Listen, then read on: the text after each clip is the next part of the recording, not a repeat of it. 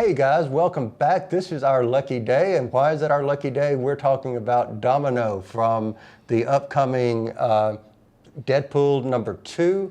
And who is we? I'm Kyle. I'm Clarence. And we're discussing comics. So just kind of get us started off on the right foot, we would appreciate it if you would subscribe. There is a button below that you can subscribe. We'd definitely appreciate it. So let's talk Domino. Yeah. Who is she? Because there's so much information out there. Who is she? Who do you know? What is she? A character with this circle around her eye. And you know what's sad about the character is she's been around since it was New Mutants number 98, and that was late 80s, early 90s.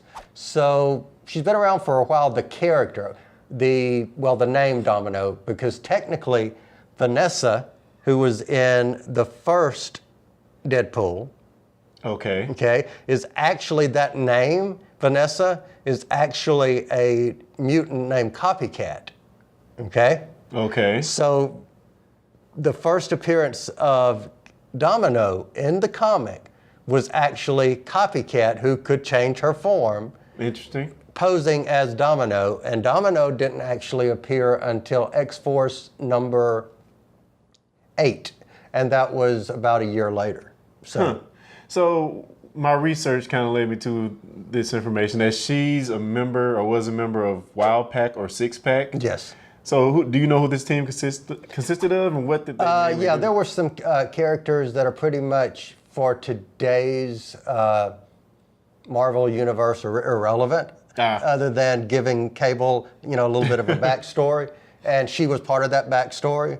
There was a character named Grizzly. There was another character named G.W. Bridge, who went on to be in S.H.I.E.L.D.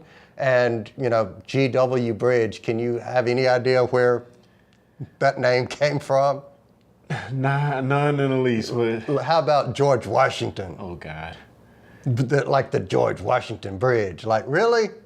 Well, you got to come up with names somehow, right? And the original look, because at the time, the way Nick Fury was portrayed then was a white guy.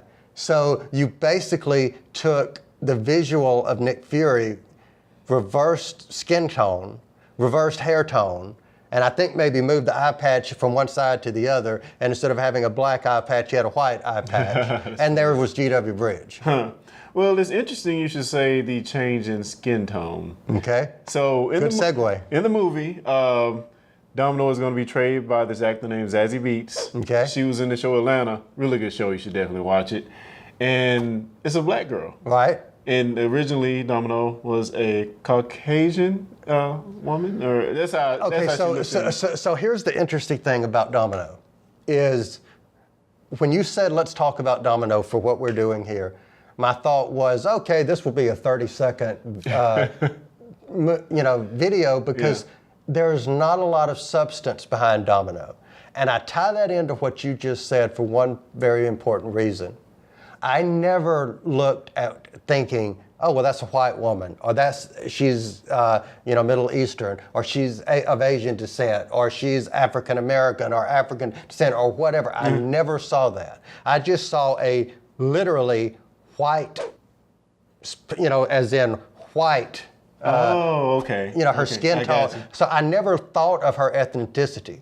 So I think where you're going is people are having some problems with the fact of how she looks. Yeah, I think it might cause some issues, and I've seen some stuff on it. Nothing real bad, but people have been talking about it. So let me ask you this. So basically, for any of you that have not seen this picture, the image of Domino traditionally had the black dot around her eye and the, literally white skin. Mm-hmm. So now you have kind of a off-white eye patch almost, and then brown skin. So see, when you mentioned G.W. Bridge, I instantly thought, okay, she's kind of reverse as well of that. Yeah. I don't have a problem with it. I think the reason, or let me ask you this, why do you think they did that? I don't know. I really couldn't tell you because I don't know if they're trying to make Deadpool a little bit more diverse. I'm trying to remember, you know, if we want to purely look at race, what was the makeup of the race of character in the first Deadpool? I can't really remember, but I don't think I remember seeing any black people. All right. So here's So they might just be trying to be more diverse, which, you know, I mean, we've had this argument or this conversation many times. As long as you stay true to the core character, okay. I don't think it matters too much. And I specifically said what I did about not knowing or caring what race she was, because before this whole thing, I didn't care, didn't know. That being said, I think I know why they did it. I don't think it may have been to give it more of a diverse cast, but I think they were trying not to recreate what they did with Mystique. Because you had, back in 2000, you had basically this model, Rebecca Romaine Stamos, who's basically nude, with just some patches here and patches there, and this blue body paint. Not complaining. Okay, I know you're not complaining, but my point being, that's not a very versatile costume to be fighting in, to be whatever in. So if she has this, whether she was Caucasian, whether she's African American, whatever she is, if she has all this body paint or whatever. Good point. That's going to, be an issue for fight scenes. Well, by the same token, they could have purely made it a white woman, okay. a Caucasian woman. Yeah, I don't care at the end of the day, as long as she fits. And the character to me didn't have enough meat under it, other than being someone that had the ability to be very lucky, and she was always dressed sultry. Which I found the probability ability that she has, right, kind of interesting. I thought, yeah, kind of cool. Yeah, because I can see how that can play in the team's favor. Also, she was a love interest of Cable, apparently. Right, at some point, yeah. So that's interesting. I'm wondering. I'm thinking we won't see that in the movie, but you never know. You never know. Maybe. You never know. Yeah. So. I mean, as much, you had a lot of sex in the first Deadpool, if you think about it. Yeah. So if you look at it from being R-rated, there's no telling what they could do. Yeah, true. So, this is true. I think we're just lucky, no pun intended, to have another, X-Men related character that we've never seen before.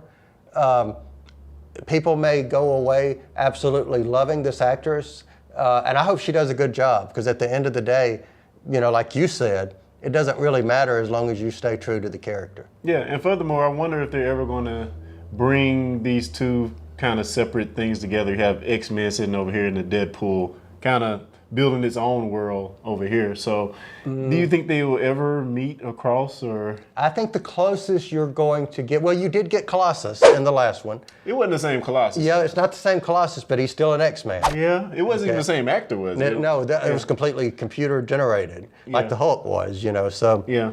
I think the closest team you're going to get is they'll wind up doing an X-Force. Okay. That could be cool. And that I think is the closest you're going to get. Maybe you won't get X-Men proper. Well, it may also be a relief to let the X-Men sit aside for a while and maybe do a couple of X-Force movies. Maybe so. Only after Dark Phoenix. Which we've talked about. Yeah, which we've talked about. You're right. So anything else on Domino? Yeah, I just can't wait to see what they do. All right, good deal. Well, subscribe. We appreciate you watching, and we'll be back next time.